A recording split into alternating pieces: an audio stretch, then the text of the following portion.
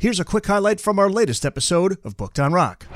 Nettie Baker. Nettie is the eldest daughter of legendary Cream drummer Ginger Baker and was there throughout every stage of his remarkable career. She collaborated with her father on his 2010 autobiography, Ginger Baker Hellraiser, and has since written several books of her own, including Tales of a Rock Star's Daughter, More Tales of a Rock Star's Daughter, and Full Cream. Her latest book, Cream Chronicled, documents every live performance by the iconic band Cream. By the summer of '68, Cream announced that they would be splitting up, which shocked a lot of fans, and many people assumed that the breakup was mainly about personality clashes between the band members, but Eric Clapton later said that was only a small part of the story. What else was going on? I think the clashes weren't anything like, and many times in the book, Eric says, oh, we have a round and we all make up. We love each other. So it was definitely the amount of work that they had to do. They just overworked. They never got breaks. They never got a chance to write any other new music, which Eric also said was upsetting. So that they never got a chance to do anything that normal bands did because they were just being pushed and pushed and pushed. And in fact, when they went AWOL is when they said they were going to extend the tour. My dad said he felt he'd been on tour for a year. It's just like it was just far too much because no one was expecting it to be that big. So when it was that big, everyone thought, oh, let's make as much money as we can out of it. And of course, Eric was quite young then, and well, they were all three very young, but they got stressed by it. I think just like nowadays, people don't do that sort of thing. It's interesting. Ginger seemed surprised the decision to split came so early, and he thought the band still had a lot of life left in it. Jack Bruce suggested the band might have survived if each member maybe pursued outside projects while still keeping Cream together. Do you think that could have worked?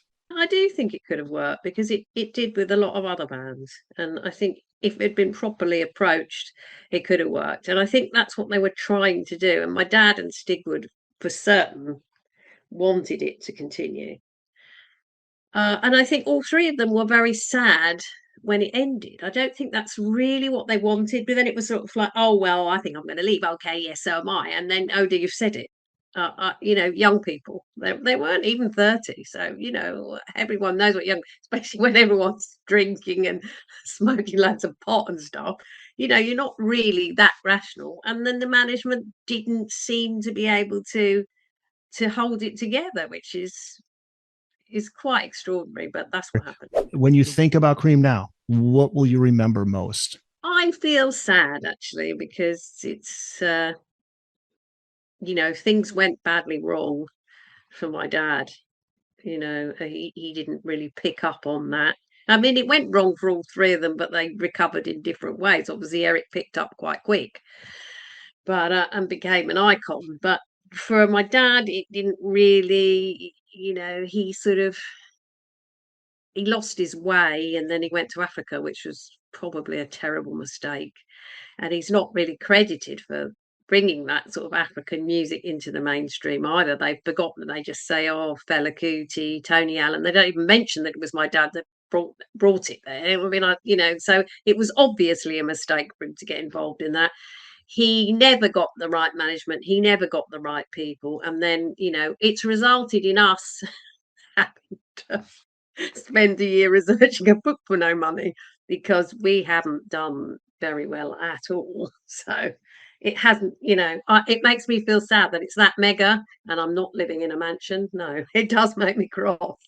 Yeah, well, your dad is so respected though among musicians and the fans. Is there anything misunderstood about him? I mean, there's been a lot, documentaries and a lot written about him. Well, yes. I mean, the main thing is, they say, oh, we're the most horrible person ever.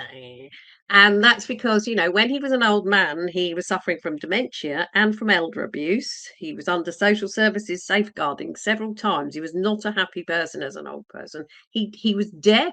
He was not, he was geriatric. He didn't know what was going on.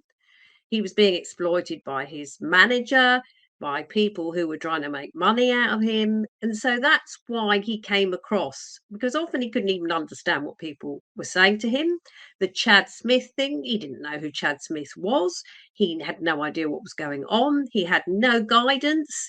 So I think, yeah, if you read this book, you understand him as a young man. and as a completely different person who, and a lot of people have good stories, but again, it's, clickbait on the internet, and the terrible photographs for his jazz album Why, that they let out. He didn't like them, we didn't like them. We said to them, no, no, no, he did great art, he could have done art for the album. He did the Sound of 65 Graham Bond album, that he did that cover, painted that cover. So yeah, it's just a disaster, really. And you know, people have got the complete wrong end of the stick about him, really. I mean, it wasn't easy, but he was a fully rounded human being, not the story. Oh, he was arrogant, he was this, he was that. He was good friends with John Bonham. John Bonham worshipped him. That film was cut and edited very, very cleverly. Jay made a good film. It was Jay's film. My dad was paid for it. And the person he was with, they were asking for more money because they didn't have any. So the film was Jay's film. So Jay did the film how he wanted, and it did well, but it's not accurate. Listen to the full episode wherever you get your podcasts.